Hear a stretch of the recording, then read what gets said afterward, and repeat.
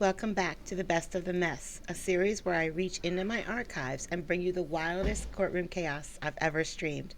This one's from Colorado, where a judge who sounds like a kindergarten teacher ends up snapping on the prosecutor. But first, you'll meet a defendant furious that he was arrested for not giving his name. If you like this, you'll love my other Best of the Mess videos, so be sure to like and subscribe for more. Here is episode 5 of Best of the Mess. Good morning, Mr. Eshbach. Morning. Mr. Eshbach, I have two charges, a charge of resisting arrest and a charge of disorderly conduct that are both pending for you. You have the opportunity, if you'd like, to speak with a prosecutor. It doesn't sound like from the notes you just said that you're not really interested in talking. Is that correct? No. So you have the option of pleading not guilty to those charges and setting them for trial. If you wanted to apply for the public defender, you could apply for the public defender, or you could hire counsel. How would you like to proceed? I don't even know what the hell I even did wrong to even get those charges. Do you want to take a look at the reports or have me look at them and tell you what the allegations are? I haven't looked at it. Nobody gave me any paperwork on as far as what the complaint was. Nobody's even given me a reason as far as. Let me look at the reports and see if I can summarize why you've received those charges for you, okay? These are just reports. They're not proof of anything, but they are reports as to what the officers might testify to as to why you've committed these offenses. So that'll at least give you some perspective of what they say. Will that help? Sure. Give me a moment. The judges are as nice as they are in Washington State. They're like kindergarten teachers. Okay, so the report basically says that the officers came to talk to you at the library. They asked you for your name, that you wouldn't give them your name. That's the factual basis that they would perhaps use to prove that you're guilty of disobeying a police officer order or obstruction of police. And then the other charge that's disorderly conduct. And then resisting arrest. Resisting arrest, they said when they went to put you into custody, you pulled your arms away. So those are the allegations. They're just allegations at this point. You're not guilty of anything until a prosecutor proves that you're guilty or until you plead guilty to a charge. So a couple of different ways that you could proceed right now. If you want to plead not guilty, you could do that and set it for trial. If you'd like for me to consider appointing the public defender, we could have you fill out an application to see if you qualify for the public defender.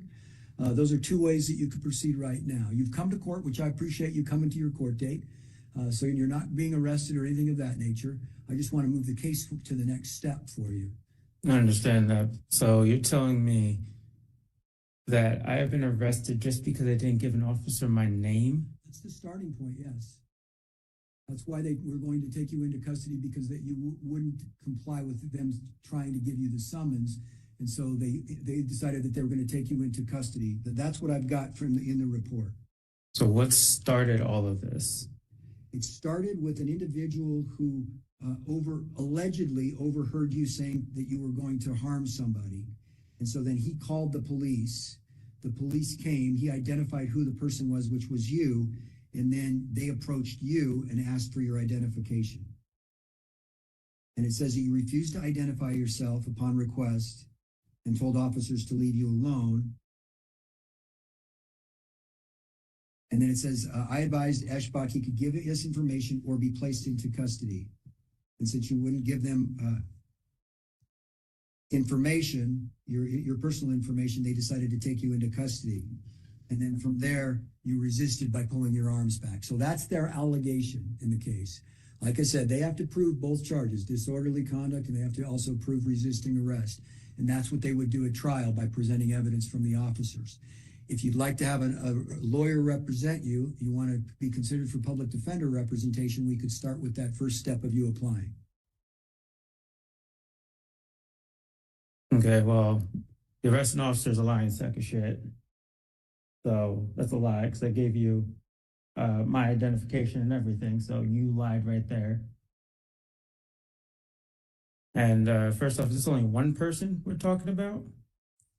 All I have is the report. It says one person contacted the police. That's one person. And what is there any other like video, like audio recording, anything like that says in there for probable cause of arrest? I don't know about that.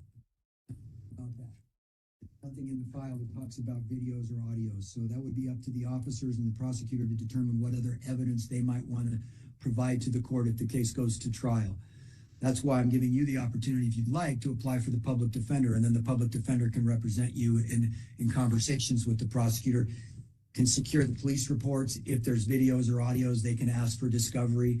You can do that as well on your own, but if you want to have a lawyer represent you, I can consider appointing a lawyer.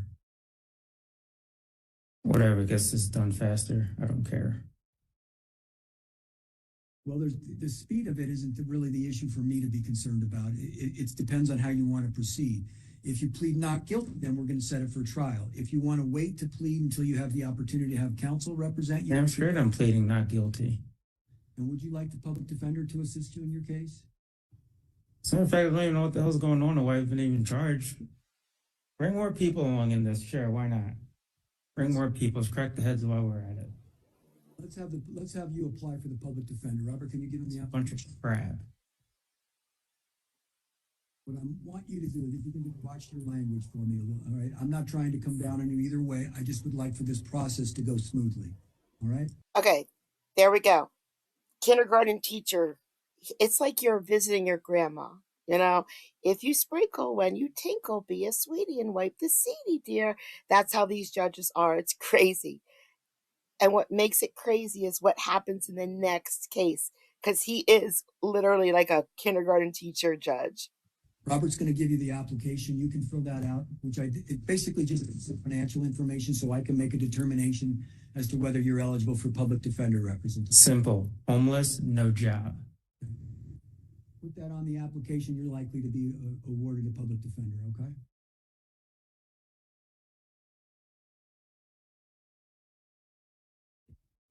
I don't have a pen. Nobody gave me a pen. We'll grab you another. Nobody gave me a pen. Because I didn't sign anything. That's how nobody gave me a pen.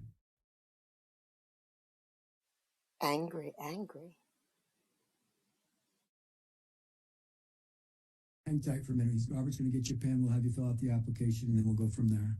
In the meantime, let's go ahead and call the Justin McGarity case. Is Mr. McGarity here? Yes, sir. Go ahead and have a seat. Your Honor, his attorney has not appeared yet. I'm just going to be pleading guilty. All right, it was scheduled for trial. I know I continued the trial at the last court date. So you've indicated that you want to plead guilty to the charge. Is that correct, Mr. McGarity? Yes, sir. The charge, there are 2 counts pending. Let me just take a quick look and see what we've got. I think the registration, or the other charge was dismissed, so there's just 1 count left pending, which is an insurance charge. When you plead guilty to this charge, Mr. McGarity, you're giving up your right to trial. Do you understand that? Yes, sir. Are you doing that voluntarily? Yes, sir. Is anybody forcing you to plead guilty? No, sir. Are you under the influence of any medications or drugs or alcohol? No, sir. Do you understand the charge of failing to have evidence of insurance? Yes, sir. Do you agree that there's evidence to support that charge? Yes, sir. You're doing this without the benefit of a lawyer. Are you comfortable going forward without a lawyer? Yes, sir. And you understand a lawyer might do a better job of representing you than you do representing yourself. Yes, sir. I am going to find it's a free and voluntary decision to plead guilty. It is to the charge of failing to have evidence of insurance, which is a violation of section 1409 of the Edgewater Municipal Code, allegedly occurring April 3rd of 2023 at 26th and Harlan. How do you plead to that charge? Guilty. Accept the guilty plea. Ms. Penalosa, any comment? I do believe the defendant does have insurance now. I have a document in front of me that shows insurance went into effect on September 14th of 2023 and is valid through January 27th of 2023. Yes, Your Honor, there are several things. First of all, as the court is aware, we were set for trial a few weeks ago, and Officer Stakely was on overtime at that time under the ruse of saying he already hired an attorney but could not recall the name. The court granted him a continuance. He reset it for trial. He has not informed us that he was going to plead guilty. And again, Officer Stakely is here on overtime, so I request the additional $50. And I also have evidence that this is the most recent driving history, and he's had a prior no proof of insurance out of Lone Tree, and his license is just suspended. If I could approach the court. Yes, please. I was going to look at my own documentation, but whatever you have, I'll take a look at. Thank you. So, Your Honor, based on those things, the fact that Mr. McGarity represented to the court he had hired an attorney, the fact that he has had this set again and inconvenienced the police department, which is overextended, and the fact that he has a prior, very recent no proof of insurance, I would ask you to impose the maximum fine. Okay, thank you for that, Ms. Penalosa. Mr. McGarity, do you want to address any of the comments that were made by Ms. Penalosa? Nope. Good job. Good job. All right, so Ms. Penalosa, I'm not seeing another offense. I fixed my license already too. I do Let me Florida. just check with her first, and then I'll give you a chance to comment as well. Sure. What I show here is that there was a financial responsibility suspension that occurred, but it doesn't show a prior no proof of insurance violation. Would you want to comment on that? Shows an expired temporary permit, and then driving a motor vehicle off the Well, Your Honor, if you look at restraint, there's a restraint violation from earlier in 2023, and then a speeding charge from 2000. in Lone Tree, Elbert County, so in Douglas County, so that's all I see here. But there's nothing on this that shows a no proof of insurance violation in the past, which is an aggravating circumstance, but I want to make sure that but isn't the no proof of insurance the financial responsibility? there can be various reasons why someone gets suspended for financial responsibility under the state code. It could be for somebody who failed to pay a fine. Well, I mean, the defendant's right here, Your Honor. But I can't force him to make statements. He has a right of Well, elocution. the court can't ask people statements about their record. I cannot. It's sentencing. I can't force someone to make statements to me. I mean, I'm okay with I'm it. surprised that you wouldn't know that, Ms. Penalosa. I can't require someone to make comments. No, I give everyone the opportunity, but a defendant has a right to remain silent. He can plead guilty and still remain silent. Are you surprised by that? You're looking very... Yes, I am. So, under the state constitution, the United States Constitution, you don't understand the right to remain silent? I understand the right to remain silent, Your Honor, but I believe that courts do sternly ask defendants questions about things like that. And if someone chooses, when I ask him if he wants to make a comment, he says no, I can't force him to make a statement. So I don't know where you went to law school where you're going to get this idea that I can force him, but I'm getting a little bit tired of you acting put off for the officer's benefit as somehow that the judge is doing something wrong. I'm letting him choose to whether to give me a comment. When you have provided me a document, Ms. Penalosa, you need to know what the document means. You can't just hand it to me and say, ask the defendant. That's not appropriate for me to do. If you want to present evidence during your conversation with the court and your arguments regarding sentencing, feel free to do so. But I do not appreciate you acting like somehow I have the authority to force someone to say something to me. I'm not pleased with the fact that he came into court a month ago or 3 weeks ago and said that he had a lawyer. I understand your frustration with that, but that does not give me the right, no matter how frustrated I am with him, to force him to make statements today. I can impose penalties. I can't force him to make statements. Any comments that you'd like to make? No. Where did that come from? Oh my All right. God. The charge that you've pled guilty to, Mr. McGarity, is a no proof of insurance charge. Your record is somewhat aggravated. It's not a completely aggravated offense. You do have insurance now. So I'm going to impose in this case a $500 fine. I'm going to suspend $200 of that fine. There's a $300 net fine. I'm also imposing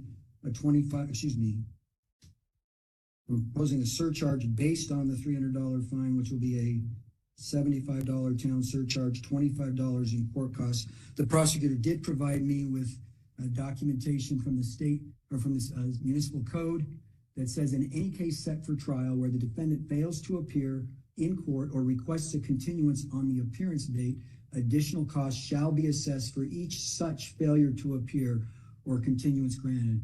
And that should be $50. So there was one prior request for continuance. I'm going to impose that cost of $50, which leaves you with $450 to pay in fees and costs. Can you pay that today? I can pay it on next week, Thursday. Can you pay anything today? Not today, no. I'm going to give you a court date, which is November 21st, 10 a.m. Your Honor, if I pay prior, do I need to still go? If that balance is paid in full by 10 a.m., you will not have to be back in court. Okay. $450 is the balance. Do you have any questions for me, Mr. McGarity? I could just talk to him about how to pay. Your court date out front. Okay. Paid in full, you don't have to come back to the court. Okay, thank you. Thank you. All right, Mr. Eshbach, it says that you do not have any income. Is that correct? Yeah, All right, and you are without a home. yeah. All right, I'm going to find that you're eligible for the public defender. We're going to reschedule you for a court date to come back when he can meet with you, and then he can go over your case with you. He'll be able to get copies of the reports. If there are videos or audios, those types of things, he can look into those and get those for you and share them with you. He can also discuss with the prosecutor how a way to resolve the case with your permission. And then if you decide to set your case for trial, he can represent you at trial. Does that all make sense to you? You're Yeah. nodding your head yes. Do you have any questions for me? No.